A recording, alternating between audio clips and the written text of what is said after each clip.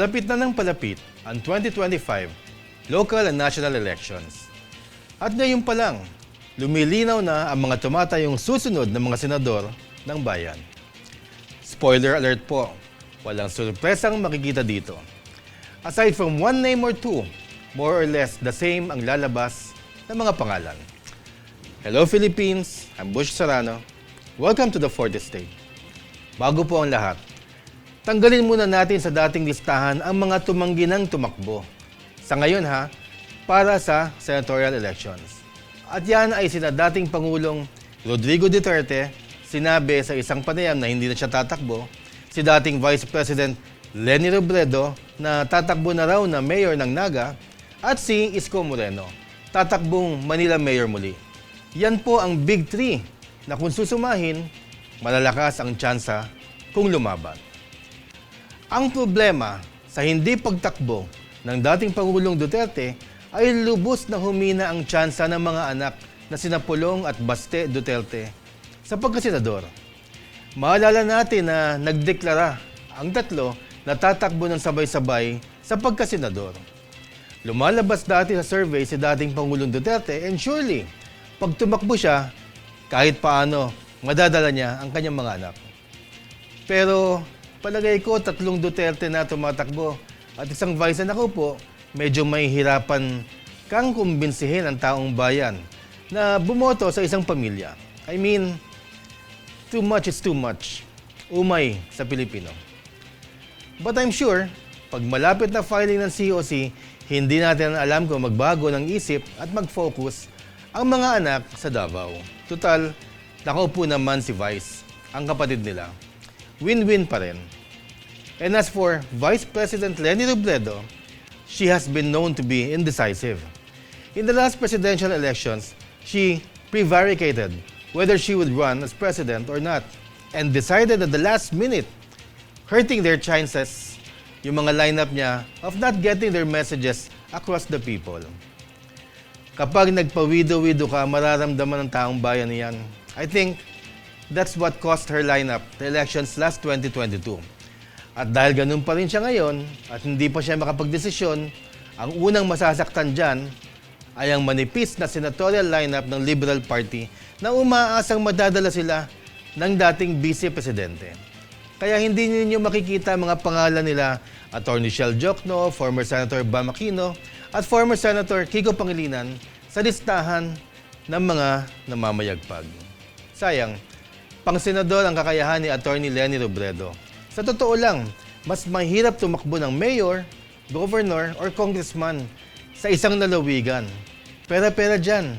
Kasi one-on-one ang laban. Banggaan.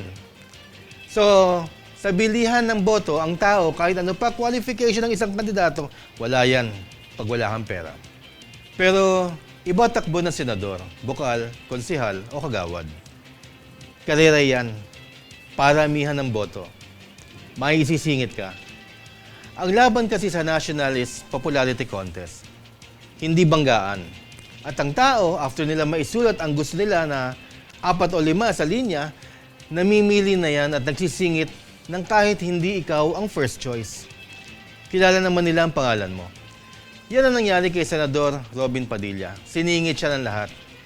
Hindi naman siyang first choice, I'm sure. Pero dinala siya ng lahat dahil kilala siya. But number one. Lastly, wala nang real opposition. At kung meron mang voters, they don't really care. Kasi sa darating na 2025 senatorial elections, it's Marcos versus Duterte. So ang mga nangunguna sa lahat ng major opinion polling surveys around the country compiled by the Fourth Estate as of August 1 to 14, 2024, the top 10 senatorial candidates are: number 1, the electionist Senator Bongo. Number 2, former Senator Tito Soto. Number 3, Axis Party List Erwin Tulfo. 4th, re-electionist Senator Amy Marcos. 5th, re-electionist Senator Pia Cayetano. 6th, re-electionist Senator Bong Revilla. Number 7, Dr. Willie Ong. Number 8, former Senator Manny Pacquiao. Number 9, re-electionist Senator Bato de la Rosa. Number 10, the election is Senator Francis Tolentino. 10 na lang muna ha, kasi mahigpit laban sa 11 to 12 spots. Pero kung curious kayo, naglalaban sa dalawang huling pwesto sina former Senator Panfilo Lacson, DILG Secretary Benhur Abalos, Senator Lito Lapid, and Congresswoman Camille Villar. Masyado lang po madikit ang laban sa last 2 slots. Of course, lahat ito ay nakompile ngayong August 1 to 14. Masyado pang maaga. But the top 10 looks very convincing. Lamang na kumbaga, pero marami pang pwedeng mangyari. Sa politika, kapag consistent ka na nasa top 6 ng mga national service, mahirap ka nang tibagin. The rest, pwede magbago pa. Depende na lang yan sa kampanya. So ano malalaman natin sa listahan? Aside from Dr. Willie Ong, wala nang bagong personalidad ang nakapasok sa Magic 12. Or in this case, sa Magic 10 muna ha. Pangalawa, this only proves that the electorate is not veering away from the establishment. Yung mga kilalang ang mga namamayagpag. Mga popular na madaling isulat sa balota. Opo, ang mga pangalan po na andyan is the political establishment o ang mga matatagal ng mga nakaupo sa Senado. Except for 2 names, Congressman Erwin Tulfo and Doc Willie Ong. Lahat yan matatagal ng politiko sa Pilipinas. At ang iba dyan, mahigit ilang dekada na ang inuupo. Kung ano pa ang dahilan kung bakit sila pababalikin, hindi ko masabi. Except siguro, para sa mga botante ay isisingit nila ang mga kilala nila. But of course, to be fair to the candidates, it's not their fault. It's not their choice. Tumatakbo lang sila. It's the people's choice to put them there. Ang kandidato tatayo at tatayo lang naman at tatakbo ng tatakbo. Walang masama doon.